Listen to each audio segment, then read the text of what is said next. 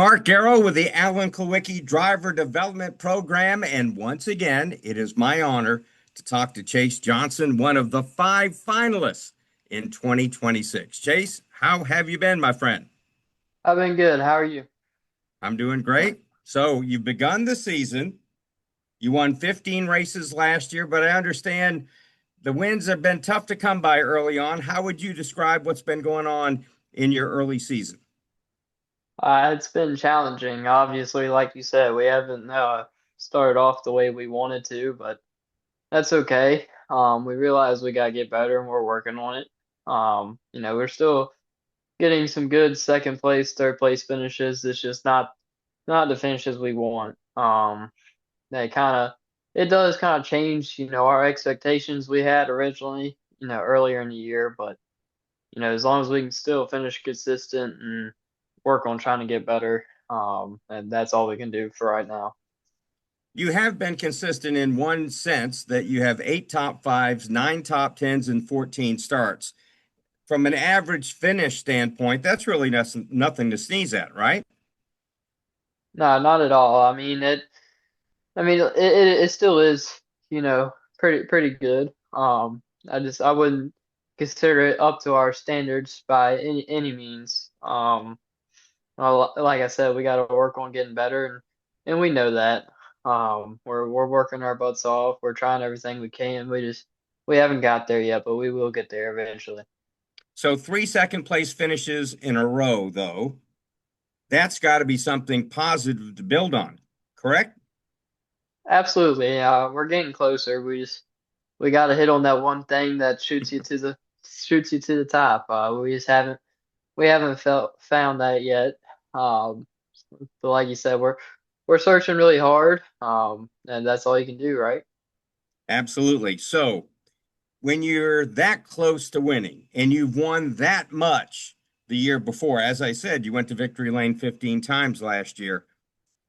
How frustrating is it that that checkered flag, that first one in 2026, is almost there, but not quite yet? I would say it's definitely frustrating. But the good part of it is, I know how to win races. So if I feel like I can't, then I'm not going to go out there and wreck half the field trying to do it. You just got to be smart, like if you don't have the car, you can't go out there and wreck half the field just trying to win when you don't have the car to win. So just, you got to do everything you can, but you can't do too much at the same time.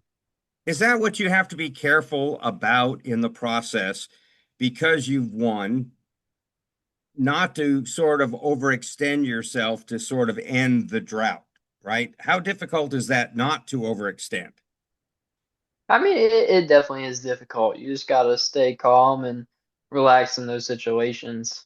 I had a lot of high tense, high pressure situations last year with a lot on the line.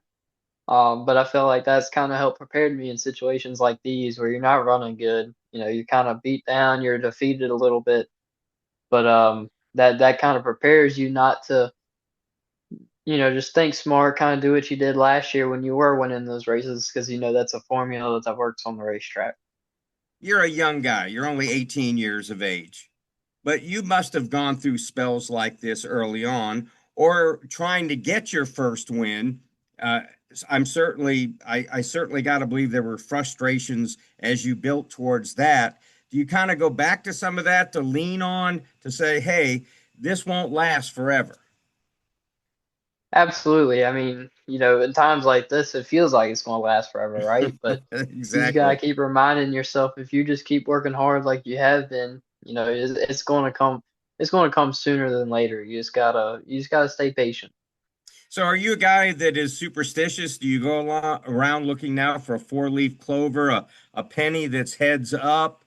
Does anybody else in your family like do anything to try to bring you some good mojo, or do you just say, "Hey, we're just going on to the next race"? Uh, well, I will say no green at the racetrack. We're big No on green. that. Okay. Um, Peanuts, no peanuts at the racetrack. Ah. Oh, so you're old school. You're old school on your superstitions.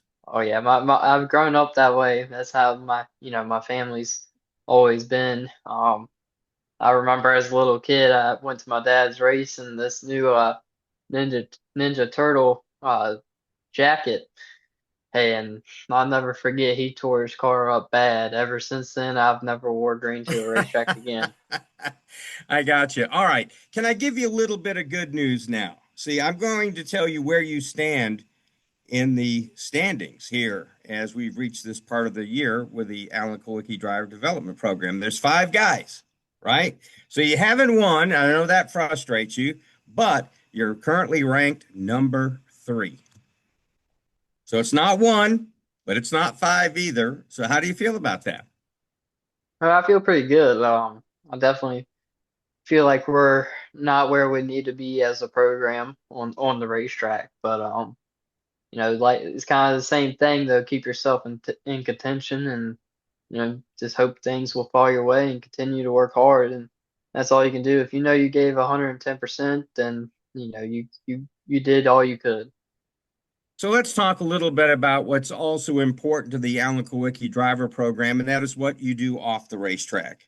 And I understand at Richmond Raceway, you had a chance to really lean in hard to what you're really trying to do off the racetrack to try to help others in need, or in this case, our furry friends in need.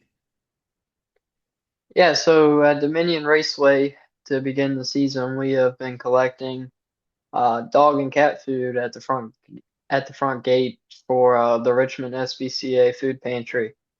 And it did pretty well. I didn't know how it would do. I was a little bit skeptical of how much we could get donated, but we did pretty good. We got 637 pounds of dog and cat food, and we ended up filling their entire food pantry. So that was really cool and awesome to see, and it was good to be a part of a good cause. So how does it make you feel when you're involved in something like that? And as you just talked about, going in, you're going, gosh, I hope this works out. And then it works out in a big way. How does that make you feel? Amazing. It's a feeling that's hard to describe, honestly. Um, like you said, you don't know how it's gonna do when you first start off, but as you go throughout the first couple races and you see more and more and you keep getting more and more donations, and the longer you do it, the more people that know about it, and the people that come back to the racetrack come back with a big bag of dog food or a small bag of cat food, and it all adds up eventually. It sure does to over 650 pounds and counting. That's a lot of dog and cat food, no doubt about that. How have things gone when it comes to you're a guy that's big on all the social media platforms? How has being part of the Alan Kulwicki driver program kind of up the ante there and your profile just a bit? It's our social media profiles have done amazing.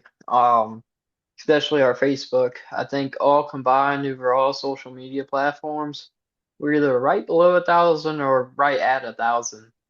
So or 1,000 gained since we've joined the Mhm. program. So, I mean, it's really hit off well, and um, it's done exactly what I hoped it to do. I know social media, like I said in my first interview, it's a big part of racing now, and you have to have a good following to really have a chance to go anywhere, and especially to promote your sponsors. It helps with getting sponsorships, so with a big, platform to promote them on more than just the racetrack.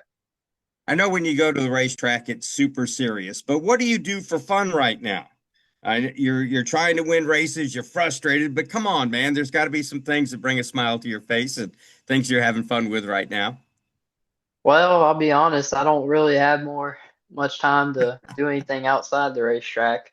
We do have an off weekend finally coming up after the South Boston race, which I think everybody on the team kind of needs.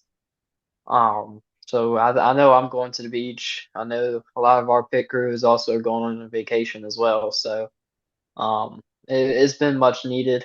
Like I said, we haven't had much time to really do anything kind of fun. So we did go to the beach early in the year, a couple months ago, with one of our crew members, and we raced some go-karts. little fun play around go-karts. Um, so that was a little bit of fun, but other than that, we haven't had much time to do anything. We've been racing pretty much every weekend. I certainly get that. One week becomes a month becomes an entire season in a blink of an eye. Totally get that. You mentioned your team. You have kind of a new team member. I'll just use that in quotes with Danny Cameron, who's part of the Alan Kulwicki Driver Development Program as your mentor. What's that been like? Oh, it's been amazing. Danny's been around racing for a long, long time, and he knows a lot about the sport. He knows a lot about the inside of the sport too. It's always great to when I get a chance to talk to him. Sometimes you just kind of need somebody away from your team to talk to that has a lot of racing knowledge, and he's somebody I can go and talk to, and that I really appreciate. So at this point, again, you're third in the standings. You got room to move. You got room to move up. You know your team is about to hit their stride, right? You haven't won yet, but you're going to win. You don't win 15 times last season and not get back to victory lane this year. You don't finish second three times in a row. At some point, when you knock on the door, the next time you get to kick it in. So that's got to be on your radar as well. So you've got to be kind of pumped up about the second half of the season. Absolutely. I do think we got to start practicing more and finding some more speed too. Um, it's not going to just happen, but excuse me, like you said, you just keep pounding, eventually you're going to break through. So, as that's kind of the goal right now, just stay consistent, keep the car one piece, and just keep trying to get better until we do break through. And I mean, I feel like once we find what we're looking for as far as speed, we're going to be, right there contending for wins for the rest of the year. We just got to find that small little bit of speed we're missing, especially at Dominion. And once we find that, I feel like we'll be a contender once again. We just gotta keep working hard. Well, the next time we talk, this is what I'm going to be looking forward to. I'm going to look at the stat sheet and I'm going to see that Chase Johnson has just won 5 races in a row. And I'm going to ask you how that feels. All right. So that's what I'm thinking for our next conversation. So I'm hoping that you're on the same wavelength and you're going to be happy to give me a great answer on what it feels like to win all these races. Right? I hope so. That's the goal. All right, Chase. Look, I want to wish the best for you here in the upcoming part of the season as you guys hit those hot, sticky summer months. And hopefully that means you're also going to get stuck in victory lane a few times as well. I want to thank you for the time. Congratulations about being number 3 with a bullet. Plenty of room to move up in the Alan Kulwicki Driver Development Program. Wish you the best, my friend. Thank you.